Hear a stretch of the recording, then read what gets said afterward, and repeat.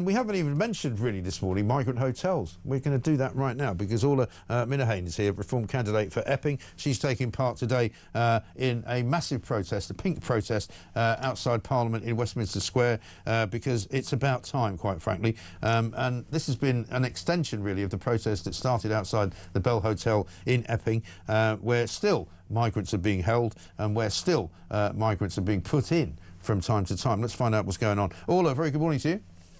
Hi Mike, how are you? Yeah, very well indeed. Are you on your way or are you there yet? I'm in the car in Whitehall and we are waiting for the sound system to arrive. And we've had a bit of a disaster this morning. A scaffolding company that were supposed to put our stage up pulled out at 6:30. No. And they said that it would be bad PR. Oh, you're joking? No. That's unbelievable. So we explained that. I explained to them and said, look, this is, we're expecting 800, 1,000 women. Yeah. And why is it bad PR? It's good PR, if anything. And he said, no, we can't be associated with the right, quote unquote. That's extraordinary, isn't it? That is ridiculous. Yes. Do you need some help? Have you got anybody to replace them? So lovely Rupert Lowe is on the case. He has called this morning and he's trying to get us a stage. We've done some SOSs out on social media.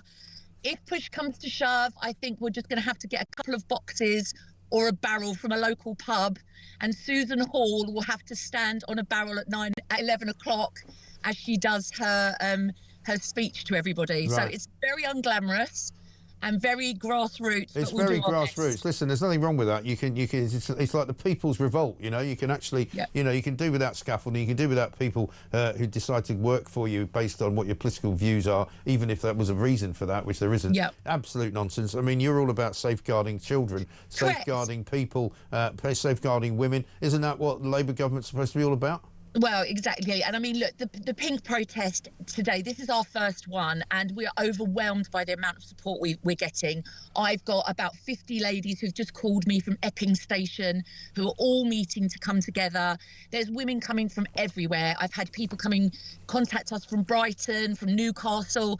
So we're hoping it's going to be an amazing event. And the thing is, a lot of these women, Mike, have never protested before. No. They've never felt the need to protest. They've always accepted the status quo, even if they didn't feel that it was, going the way that they believed. But now we've got to a stage where women and, grandmothers, mothers, we've got a lady who's 90 today coming on a mobility scooter, and they're saying, we can't tolerate this anymore. No. And the pink protest is giving them the opportunity and the platform to come and protest in safety, and they feel that they're standing side by side with people of the same mindset. So, we're there to say to the government, stop bringing in thousands and thousands of illegal migrant men into this country day after day. Our borders are open and therefore, we are literally giving license to anybody to come in and abuse our women and children. It's just not okay. So that's what the protest is today. We've got some amazing speakers. We've got Maria Botel from Restore Britain. We've got Susan Hall. We've got loads and loads of different ladies from pink protests around the country. So it's going to be an amazing day if we get something to stand on. How about just driving a truck? Can you not just stand on like a flatbed truck or something like that? Can you get one of those? Well, we've got a truck, but the Metropolitan Police said that we can't use it because it's on grass opposite Downing Street. Right. So I'm going to go and sweet chat to them now and see if I can make some arrangements. Yeah, but it'll be fine. We'll pull it together. I'm sure there'll be people listening to this and watching this show right now who will do their absolute utmost. And if anybody can help, by the way, because Rupert Lowe's probably going to do a great job, but if he can't, anybody who has anything they can do to help Orla and the pink protest, you get in touch with us, please. Amazing. And we'll pass it on and get something down there for you, because it's a fantastic event. And what a great day to be doing it as well, the day after Keir Starmer's called everybody a racist. I know. So what we want to say I've got some ladies are turning up now. They're all waving flags at me. So, but we want to say to Pink, is he going to turn around today and look at, Sarah, who is a 38-year-old single mum, is he going to turn around to a lady called Shirley, who turned 82 last week, and Mavis, who's 91, and say, you're racist? Is that what he's going to say to us today when we're all protesting about protecting our children and grandchildren? It's absolute nonsense. Nonsense. Absolutely ridiculous. And let's hope the police behave themselves as well, and make sure they look after you, and just make sure that everybody has a great day out. It's fantastic. If anybody wants to come down and join you, Orla, when does it all kind of get underway? So it starts from 10 o'clock. So there will be stewards outside Westminster Station to escort people down Whitehall to Richmond Terrace, opposite Downing Street. Hopefully by then our sound system will be set up, but if not, there will be hundreds of women wearing pink. You won't be able to miss us. It will look like a sea of Pepto-Bismol across Whitehall, and it will be a great day. And you know what? At the end of the day, we stand outside the hotels in Epping and Canary Wharf, and we sing, and we, stand there together in solidarity, and we make it work. And if that's what we've got to do today, we'll do that today. Brilliant. Well, listen, have a great day and really enjoy yourself, and I'm sure that everything will work out in the end. Orla, great to see you. Thank you very much indeed. Orla Minihane there, great woman, Reform candidate for Epping, has single-handedly, with some other help, I mean, she'll be the first to admit that, has been leading the charge over in Epping outside the Bell Hotel. And by the way, there's another guy in the Bell Hotel who's in court at the moment. Apparently, he wants to return to Syria.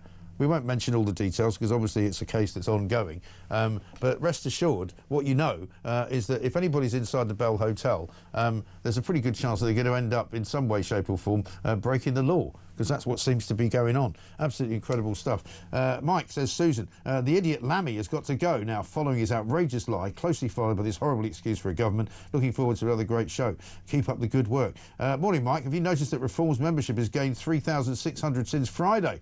Well done, Rodney. That's from Carol in East Yorkshire. Let's get a voice note from Chiro. Good morning, Mike. My name is Chiro from Bedford. I am the son of illegal immigrant Italians that made their way to the UK in the 1950s. I am wholly against illegal immigrants and everything that's happening at the moment. But I'm surprised you haven't brought up the hypocrisy of yesterday's conference. There's been videos shared showing British and St. George's flags spread out amongst the audience and everybody waving their flags when we're in a time that we can't proudly display our flags without them being prized from a 16-year-old hand or taken down from flagpoles.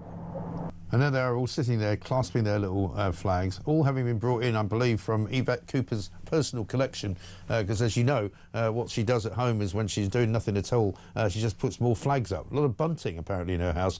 She and Ed Ball share. I see him coming down for breakfast in the morning, which is obviously very early because he has to do that early breakfast show on ITV, in his Union Jack onesie.